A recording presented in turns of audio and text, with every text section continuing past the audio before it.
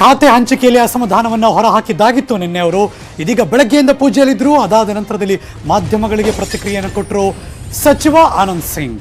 ಏನೇನು ಬೆಳವಣಿಗೆ ಆಗ್ತಾ ಇದೆ, ತಮ್ಮ ಇರಾದೆ ಏನು, ಏನೇನು ಮಾಡಬೇಕು ಅಂತಿದ್ದೀನಿ ಎಲ್ಲವನ್ನೂ ಕೂಡ ಹೇಳಿದ್ರು. ಹಾಗಾದ್ರೆ ಅವ್ರು ಏನು ಮಾತಾಡಿದ್ರು ಬನ್ನಿ ಕೇಳಿಸ್ಕೊಳ್ಳೋಣ. ಒಂದು ಹೇಳೋದಕ್ಕೆ, ನನ್ನ ಪ್ರಾರಂಭ ಇಲ್ಲಿಂದಾನೇ ಆಯ್ತು. ನನಗೆ ಗೊತ್ತಿಲ್ಲ ನನ್ನ ರಾಜಕೀಯ ಅಂತ್ಯನೂ ಇಲ್ಲಿಂದಾನೇ ಆಗಬಹುದೇನೋ ಅನ್ನೋದು ನಾನು ನಿಮ್ಗೆ ಹೇಳೋಕೆ ಇಚ್ಛೆ ಪಡ್ತೀನಿ. ನಾನು ಯಾವುದೇ ರೀತಿಯ ವಿಚಾರಗಳನ್ನ ಪ್ರಾರಂಭ ಎಲ್ಲಿಂದ ಮಾಡಿದ್ರು ಅಲ್ಲಿಂದಾನೇ ಇವತ್ತು ಅಂತ್ಯ ಆಗಬಹುದು. ಆ ಗೋಪಾಲಕೃಷ್ಣನ ಆಶೀರ್ವಾದ ಕೃಪೆ ಇದ್ರೆ ಮತ್ತೆ ಪುನರ್ ಪ್ರಾರಂಭ ಆಗ್ಬೋದು. ಇಲ್ಲದೆ ಹೋದ್ರೆ ಪರಮಾತ್ಮನ ಒಂದು ಕೃಪೆ ನಿನಗೆ ಇಲ್ಲಿಗೆ ಅಂತ್ಯ, ನಿನ್ನ ರಾಜಕೀಯ ಜೀವನ ಇಲ್ಲಿಗೆ ಅಂತ್ಯ ಅಂದ್ರೆ ನಾನು ಕೃಷ್ಣನ ಆಶೀರ್ವಾದ ಪಡೆದು ನನ್ನ ಹೊಸ ಜೀವನದ ಪ್ರಾರಂಭ ಮಾಡೋದಕ್ಕೆ ನಾನು ಇವತ್ತು ಆ ದೇವರಲ್ಲಿ ಪ್ರಾರ್ಥನೆ ಮಾಡ್ಕೊಂಡಿರ್ತಕ್ಕಂಥ ವಿಚಾರಗಳು ನಾನು ನಿಮ್ಗೆ ಹೇಳ್ತಾ ಇದ್ದೀನಿ. ಇನ್ನ ಕಾದು ನೋಡ್ಬೇಕು, ಏನು ನನ್ನ ರಾಜಕೀಯ ಜೀವನ ಇಲ್ಲಿಗೆ ಅಂತ್ಯನೋ ಇಲ್ಲೋ ನನ್ನ ರಾಜಕೀಯ ಜೀವನ ಮತ್ತೆ ಪುನರ್ ಪ್ರಾರಂಭ ಆಗುತ್ತೆ ಅನ್ನೋದು ಆ ಗೋಪಾಲಕೃಷ್ಣನೇ ರಕ್ಷಣೆಯಾಗಿ ಕಾಪಾಡಬೇಕು. ಎಲ್ಲ ಆ ಪರಮಾತ್ಮ ಕೃಷ್ಣ ಪರಮಾತ್ಮನ ಕೈಯಲ್ಲಿ ಇದೆ ಅನ್ನೋ ಮಾತನ್ನ ಈ ಸಂದರ್ಭದಲ್ಲಿ ನಾನು ಮಾಧ್ಯಮದ ಮಿತ್ರರಿಗೆ ಹೇಳೋಕೆ ಇಚ್ಛೆ ಪಡ್ತೇನೆ. ರಾಜಕೀಯದ ಜೀವನ ಇಲ್ಲಿಂದ ಪ್ರಾರಂಭ ಆಗಿತ್ತು. ನನ್ನ ರಾಜಕೀಯದ ಜೀವನ 15 ವರ್ಷದ ಹಿಂದೆ ನಾನು 2008ರಲ್ಲಿ ನಾನು ರಾಜಕೀಯದ ಕ್ಷೇತ್ರದಲ್ಲಿ ಕಾಲಿಟ್ಟವನು. ಅದಕ್ಕಿಂತ ಮುಂಚೆ 5 ವರ್ಷ ನಾನು ಸಮಾಜ ಸೇವಕನಾಗಿದ್ದೆ. ಇವತ್ತು ನನ್ನ ರಾಜಕೀಯದ ಜೀವನ ಪ್ರಾರಂಭ ಇಲ್ಲಿಂದಾನೇ ಆಯ್ತು. ಇದೇ ದೇವಸ್ಥಾನದಿಂದ ಆಯ್ತು. ಸಚಿವನು ಇದೇ ದೇವಸ್ಥಾನ. ಯಾಕಂದ್ರೆ ಬಹಳಷ್ಟು ಉದಾಹರಣೆಗಳಿದಾವೆ, ಈಗ ಸಮಯ ಇಲ್ಲ. ನಾನು ಹೇಗೆ ನಾನು 2008ರಲ್ಲಿ ಸಚಿವನಾದೆ ಅಂದ್ರೆ, ಯಾರೋ ಒಂದು ವ್ಯಕ್ತಿ ನನಗೆ ಗೊತ್ತೂ ಇಲ್ಲ ಅಂತ ವ್ಯಕ್ತಿ ಇದೇ ದೇವಸ್ಥಾನದಲ್ಲಿ ಬಂದು ನಿನ್ನನ್ನ ಸಚಿವನಾಗಿ ಮಾಡ್ತೀನಿ ಅಂದಾಗ ನಾವು ನಕ್ಕಿವಿ. ಯಾರೋಪ ಈ ಗಿರಾಕಿ ಅಂತ ವ್ಯಕ್ತಿ ಆ ಕೃಷ್ಣನ ರೂಪದಲ್ಲಿ, ಆ ಗೋಪಾಲಕೃಷ್ಣನ ರೂಪದಲ್ಲಿ ಅವತ್ತು ಈ ದೇವಸ್ಥಾನಕ್ಕೆ ಬಂದು, ಯಾವುದೇ ನನಗೆ ಯಾರು ಅನ್ನೋದು ಗೊತ್ತಿಲ್ಲ. ಅವರು ನನಗೆ ಈಗ ಗೊತ್ತಿದೆ ಯಾರು ಅಂತ ಹೇಳಿ. ಅವತ್ತೊಂದು ದಿವಸ ಯಾರು ಅಂತ ಹೇಳಿ ಗೊತ್ತಿಲ್ಲ. ಅವ್ರು ನಾನು ನಿನ್ನನ್ನ ಮಂತ್ರಿ ಮಾಡ್ತೀನಿ ಅಂತ ಹೇಳಿದಾಗ, ಈಗ ಯಾಕಂದ್ರೆ ಬಹಳಷ್ಟು ಜನ ಇರ್ತಾರಲ್ಲ, ಮೋಸ ಮಾಡಂತ ಜನ ಇರ್ತಾರಲ್ಲ, ಅಂತವ್ರೇನೋ ಇವರು ಅಂತ ಹೇಳಿ.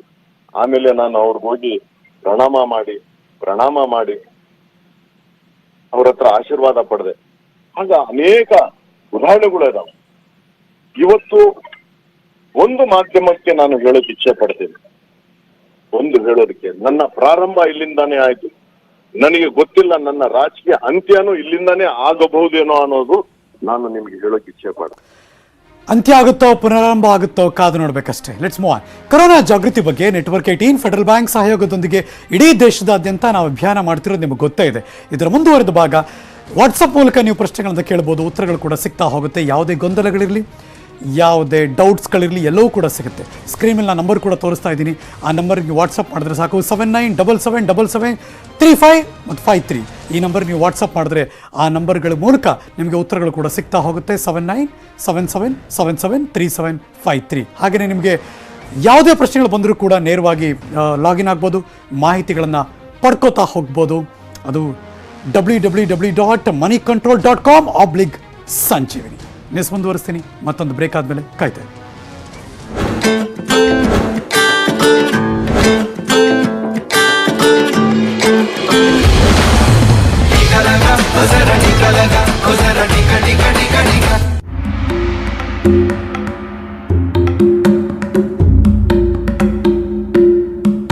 ಸೋನಾ ಯಾದವ್ ಇಂದೋರ್ ಜಿಲ್ಲೆ ರಾಜಪುರ ಗ್ರಾಮದಲ್ಲಿ ಕೆಲಸ ಮಾಡ್ತಾ ಇರುವ ಏಕೈಕ ಅಂಗನವಾಡಿ ಕಾರ್ಯಕರ್ತೆ.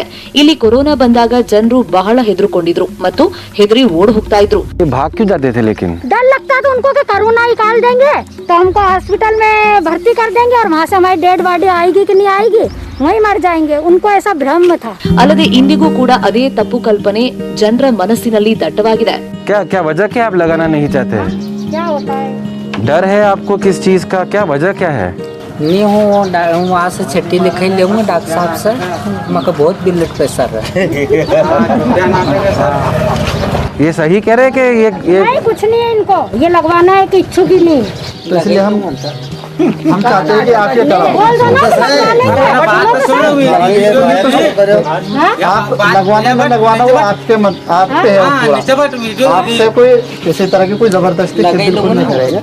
ಜೈಸಿಂಗ್ ಅವರನ್ನ ನೋಡಿದ ಸೋನಾ ಯಾದವ್ ಮತ್ತು ನಮ್ಮ ಸಂಜೀವಿನಿ ತಂಡ ಲಸಿಕೆಯ ಮಹತ್ವ ಮತ್ತು ಅದರ ಪ್ರಯೋಜನಗಳ ಬಗ್ಗೆ ಅವರಿಗೆ ತಿಳಿ ಹೇಳಿ ಲಸಿಕೆ ಹಾಕಿಸಿಕೊಳ್ಳುವಂತೆ ಮನವೊಲಿಸಿದೆ. ಕೆಲವು ನಿಮಿಷಗಳ ಎಲ್ಲರ ಒಗ್ಗಟ್ಟಿನ ಪ್ರಯತ್ನದಿಂದ ಕೊನೆಗೂ ಅವರು ಲಸಿಕೆ ಹಾಕಿಸಿಕೊಳ್ಳುವುದಕ್ಕೆ ಸಿದ್ಧರಾದರು. तो आप लगवाएंगे अभी? हाँ लगाऊंगा पक्का? पक्का। ಈ ಒಬ್ಬ ವ್ಯಕ್ತಿ ಅಷ್ಟೇ ಅಲ್ಲ, ಸೋನಾ ಯಾದವ್ ಇಂತಹ ಅನೇಕ ಅಡೆತಡೆಗಳನ್ನ ಎದುರಿಸಿದ್ರು. गाली गलौज भी देते थे। अब यहाँ पर तो क्या टीम लगा कर चल जाती, हमारा घर तो यहीं पर ही है। तो लोग हमको तो रात में पी कर आते थे कि क्यों लगवाया, मेरी मिसेस को क्यों लगाया, उसको बुखार चढ़ी, चलो तुम काम करने। बहुत सारी दिक्कतें हमने झेली यहाँ पर सब। ಇಲ್ಲಿವರೆಗೆ ರಾಜಪುರದ 50% ಜನಕ್ಕೆ ಈಗಾಗಲೇ ಲಸಿಕೆ ನೀಡಲಾಗಿದೆ. ಇದರ ಎಲ್ಲಾ ಶ್ರೇಯಸ್ಸು ಸೋನಾ ಯಾದವ್ಗೆ ಸಲ್ಲಬೇಕು. ಯಾಕಂದ್ರೆ ಇವರು ಒಬ್ಬ ಜವಾಬ್ದಾರಿಯುತ ಅಂಗನವಾಡಿ ಕಾರ್ಯಕರ್ತೆ ಅಷ್ಟೇ ಅಲ್ಲ, ಈಗ ಸಂಜೀವಿನಿ ಚಾಂಪಿಯನ್ ಕೂಡ.